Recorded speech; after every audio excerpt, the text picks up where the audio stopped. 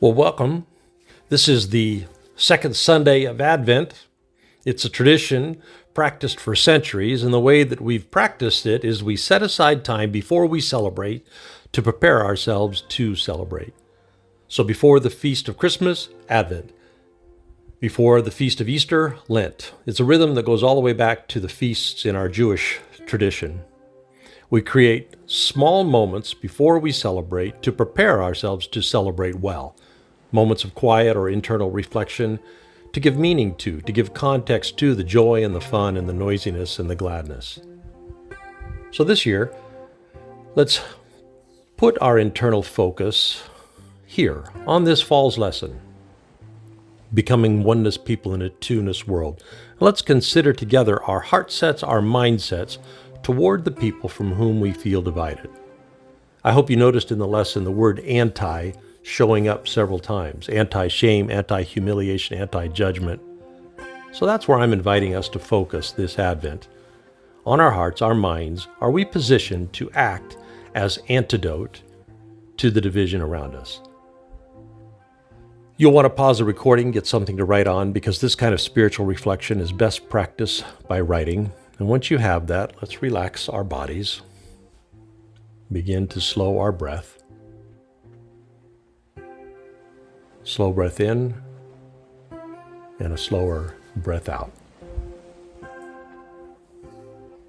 Another breath, relaxing our bodies as we exhale.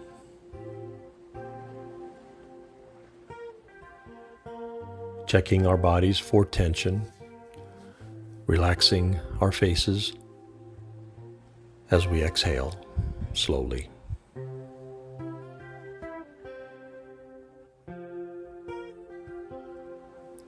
Our necks and shoulders as we exhale.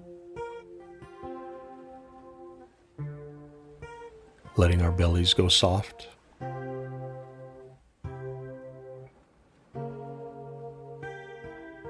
Arms and legs.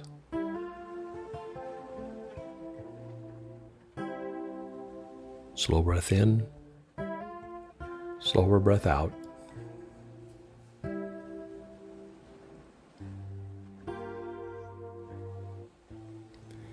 Let's begin our reflection from the outside in. Let's recall together, see if it bubbles up for you, some act of kindness that we have received. A kindness that someone has extended to us, because that's going to help us then begin to work from the inside out. How might we extend kindness as an anti-venom to those around us?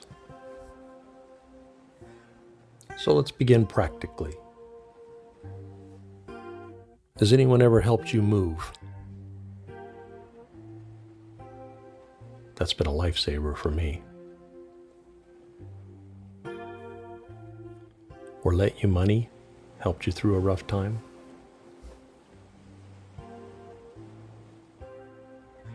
Given you a gift that was thoughtful, that was helpful?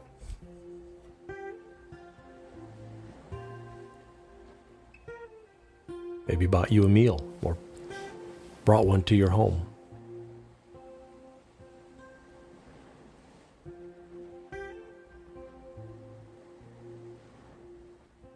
Has someone given you time, given you their energy, been helpful to you, maybe exposed you to an opportunity?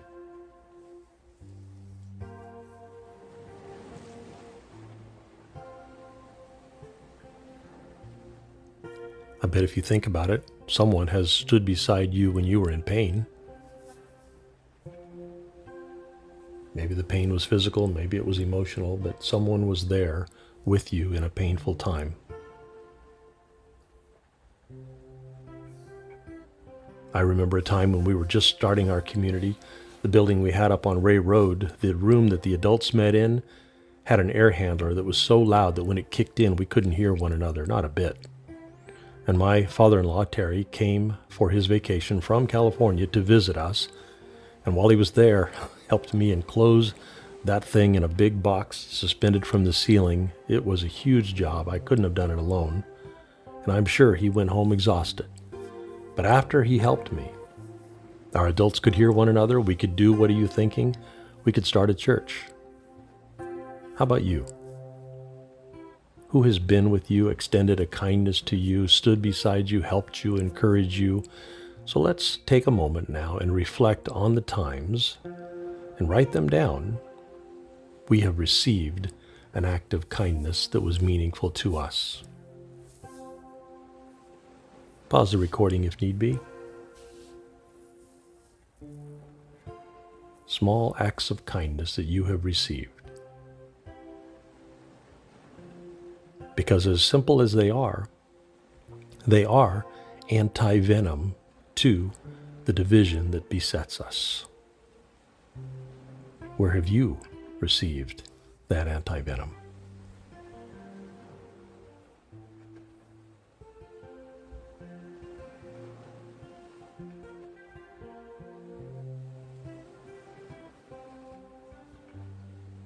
Again, pausing if you need more time. Drawing from our own experience, let's also consider what we could do. How could we extend a simple anti-venom, an act of kindness this Advent to someone else?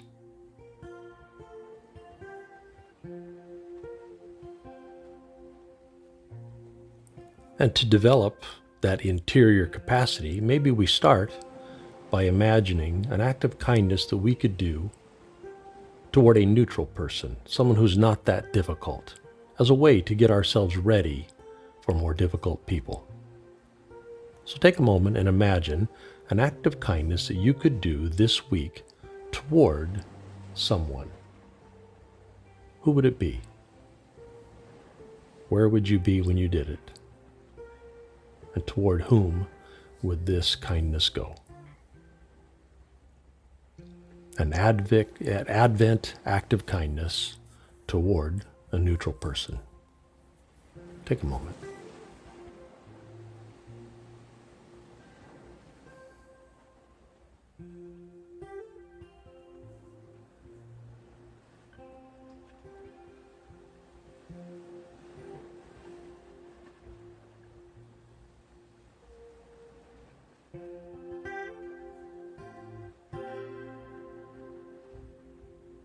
Again, pausing if you need more time. But what do you think? You want to give this a try? Can you imagine an act of kindness that you could do toward a mildly difficult person in your life?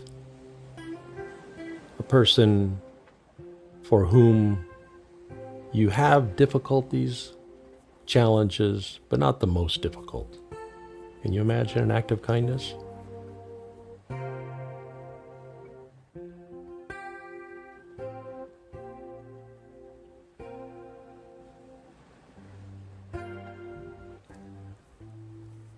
Pausing again if you need more time. How about a more difficult person? Let's write them down.